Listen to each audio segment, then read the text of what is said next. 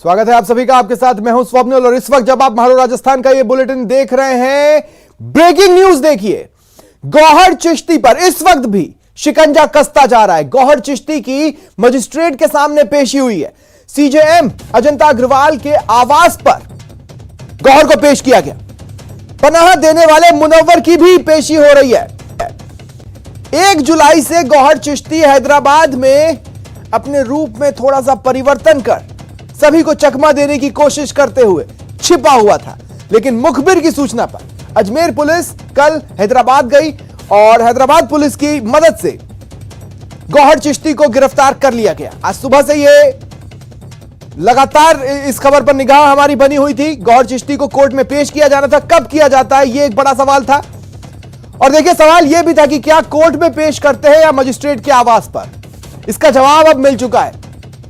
Magistrate के आवास पर, सीजेएम अजंता अग्रवाल के आवास पर गौहर चिश्ती को पेश किया गया है। देखिए इससे पहले एक गिरफ्तारी हुई थी और उस वक्त कोर्ट में जो हालात बने थे, उसके बाद उस केस में पेशी मजिस्ट्रेट के आवास पर करवाई गई थी। और चूंकि नाराजगी उसी लेवल की है, घटना भी कुछ उसी तरह की है, ऐसे में माना यही जा रहा था कि गौहर चिश्ती की पेशी मजिस्ट्रेट के आवास पर हो सकती है। सबसे पहले यह संभावना न्यूज 18 राजस्थान पर हमारे सहयोगी अभिजीत दवे ने ही जताई थी और अभिजीत ने जो गैस किया था वो बिल्कुल राइट निकला है। अभिजीत दवे मेरे साथ जुड़ रहे हैं। अभिजीत, मजिस्ट्रेट के आवास पर पेशी।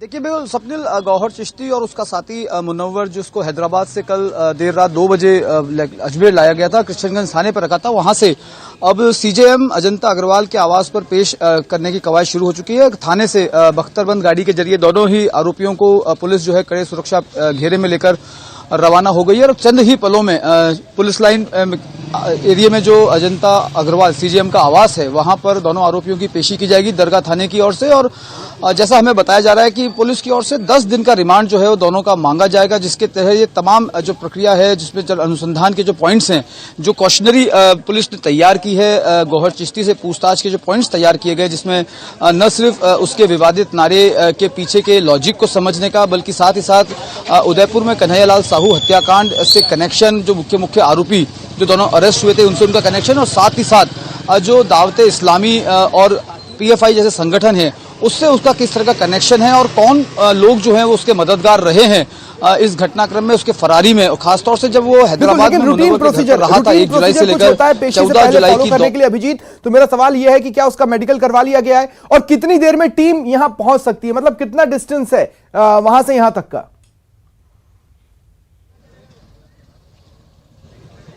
देखिए मजिस्ट्रेट के आवास में और कृष्णगंज थाने के बीच में करीब 2.5 से 3 किलोमीटर का डिफरेंस है। और वहां से निकल गए हैं चंद ही पलों में दोनों आरोपी जो हैं वो सीजेएम के आवास पे होंगे। हालांकि इससे पहले मेडिकल की जो फॉर्मेलिटी है वो पूरी कर ली गई है और मेडिकल करने के बाद ही इन दोनों को यहां पर पेश किया जाएगा। जो दरगाह थाने के एसएचओ हैं दलबीर सिंह फौजदार, वो पूरी केस डायरी जो है वो यहां पर पेश करेंगे और फर्दर इन्वेस्टिगेशन के लिए मजिस्ट्रेट से दोनों आरोपियों का पुलिस कस्टडी मांगेंगे।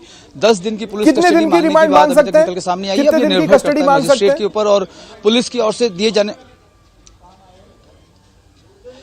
देखिए मैं आपसे वही कह रहा था स्वप्निल कि 10 दिन की पुलिस कस्टडी मांग सकती है दरगाह थाना पुलिस, जिस हिसाब से उसको तमाम पहलुओं पर अनुसंधान करना है दोनों ही आरोपियों से, और साथ ही साथ उनके तमाम लूप होल्स और कनेक्शंस को जस्टिफाइड करने के लिए। तो 10 दिन का रिमांड पुलिस मांगेगी, लेकिन निर्भर करता है मजिस्ट्रेट के ऊपर और पुलिस की ओर से दिए जाने वाले आर्ग्यूमेंट्स के आधार पर कि कोर्ट उसको मजिस्ट्रेट को कितने दिन का रिमांड देती है पुलिस को। लेकिन अब से चंद ही पलों में यहाँ पे सरगर्मी आप देख सकते हैं, कैमरामैन आपको दिखाएंगे। मजिस्ट्रेट के आवास के बाहर मीडिया कर्मियों का जमावड़ा यहाँ पर लग गया है और सुरक्षा के लिहाज से पुलिस बल भी यहाँ पर तैनात है। और अब से कुछ ही पलों में जो है दोनों ही आरोपी जो है वो पुलिस बस में कृष्णगंज थाने से रवाना हुए हैं और यहां पर पहुंच जाएंगे। आप देख सकते हैं तस्वीरों में किस तरह से यहां पर चहल पहल बढ़ गई है। देखिए 5 बजे तक का कोर्ट का समय हो रहा था, अटकलें लगाई जा रही थी कि कहां पर पेश करेंगे, लेकिन जिस तरीके से हमने पहले सलमान चिश्ती के केस में देखा था कि सलमान चिश्ती को भी सिक्योरिटी रीजंस के हवाले से, क्योंकि वकीलों ने कुछ नारेबाजी की थी, तो कुछ ऐसा इंट्यूशन हुआ था कि अप्रिय घटना हो सकती है, इस लिहाज से उन्होंने सलमान चिश्ती को भी आप नजर बनाए रखें। फिलहाल तमाम जानकारी के लिए अभिजीत बहुत बहुत शुक्रिया आपका।